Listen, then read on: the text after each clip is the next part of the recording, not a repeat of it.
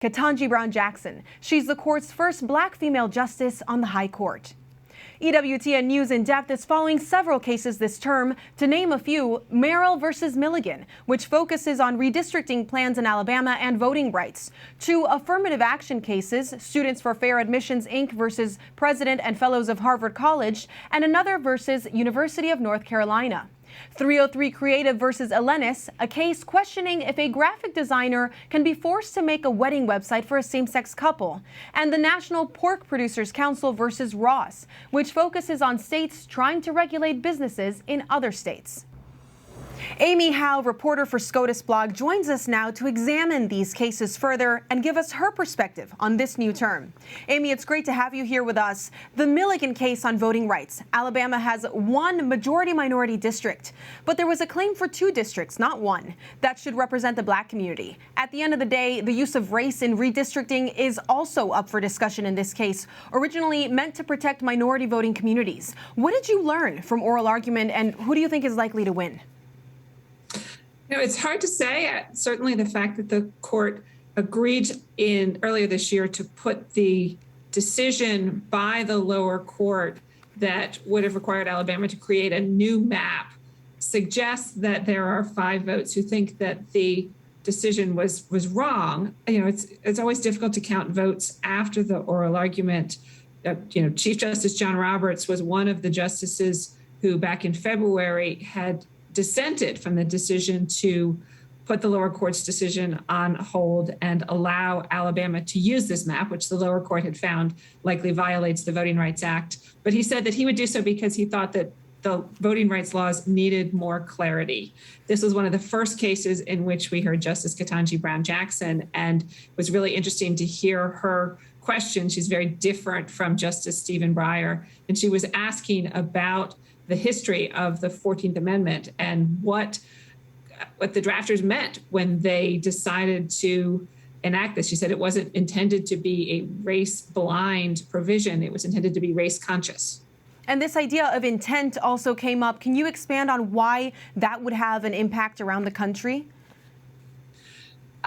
This is a case about voting rights in Alabama, but as some of the lawyers said, until now, everyone has construed the Voting Rights Act as requiring states to try to create these majority-minority districts when they can. And what some of the justices were suggesting was that they need to draw these maps without considering race at all. And so it would call into question a lot of voting maps all around the country, not just in Alabama. Well, race also came up in a different case, the Harvard and UNC cases, a private and a public university that are being sued by a group of students and parents claiming they're violating federal law in their admissions practices, unfavorably affecting Asian Americans. What's likely to happen here? This is another case. Just back in 2016, the Supreme Court ruled that the University of Texas at Austin could consider race as part of its college admissions process to fill its freshman class.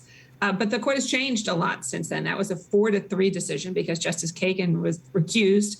Justice Antonin Scalia had passed away.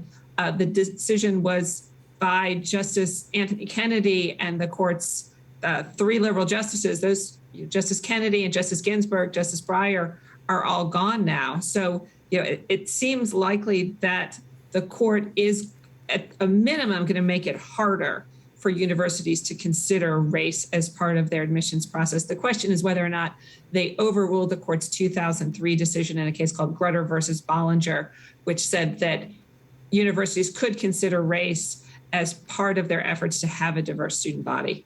Another important one to watch. Well, everyone also remembers the cake baker, Jack Phillips, in the Masterpiece Cakes case out of Colorado, where he won the right not to bake the wedding cake for a same-sex wedding. But there's a case of a graphic designer now. What makes this different?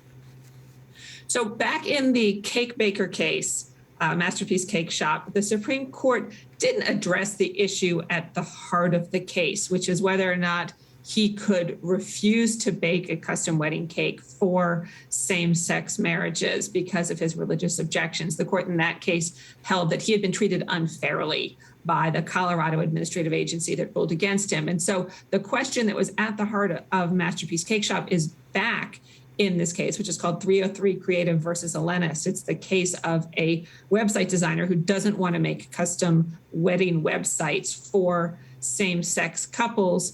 And this is a case in which, in some ways, it's a little more straightforward than the cake baker case was, because there's a question in that case about whether or not baking a wedding cake is speech. But I don't think there's really any debate that creating this custom wedding website is speech. And this is a case that could have implications because it's coming to the Supreme Court as a free speech case, not a religion case, that could have an impact in many ways, affecting someone's ability, a white supremacist ability, to say that he doesn't want to serve a Black customer. So the court has got a lot to decide in this case, but certainly this conservative court seems to be sympathetic to these kinds of cases, where more and more of these challenges are going to be coming up to the court unless they do something about them. Let's talk about one of my favorites this term, the pork case. California is asking pork producers for more humane conditions for the poor pigs if they want to sell in that state. But this could have implications for the post-Dobbs world as well, with interstate commerce related to abortion. What could the outcome of this case affect? This, as you say, this case is a case that is certainly the impact on the pork industry could be substantial. The challengers, the pork industry, says that this case, if the California law were to be upheld, could cost hundreds of millions of dollars. Mm-hmm. But the justices were very conscious at oral argument that this was not just a case about pork and not just a case about the state's interest in regulating health and safety, but they really stressed the part that what do we do about a state's moral decision? And are we going to have sort of tit for tat among states on issues that one state might approve of while the other state might oppose? It's a very interesting one, and one that we'll be watching closely. And well, you hinted at this in the beginning of the interview. There's a new member of the court, Justice Katanji Brown-Jackson, and she's received great praise for her vigor in asking questions and getting more airtime than other justices in oral argument. How is she influencing the court? So she replaced Justice Stephen Breyer, who was on the court for 27 years. And Justice Breyer had a penchant for asking long hypothetical questions. And her questions are much more pointed. She often seems to be working with some of the other liberal justices. And she has brought up some new topics. And so she, in the voting rights case, was talking about the historical meaning, the background of the 14th Amendment. And that's something that conservatives have done in recent years, interpreting the Constitution. They say you have to look at the history and tradition of the text. And she seemed to be saying, well, our side can do this history thing, too. A very worthwhile observation. Thank you so much, Amy. Thanks for having me.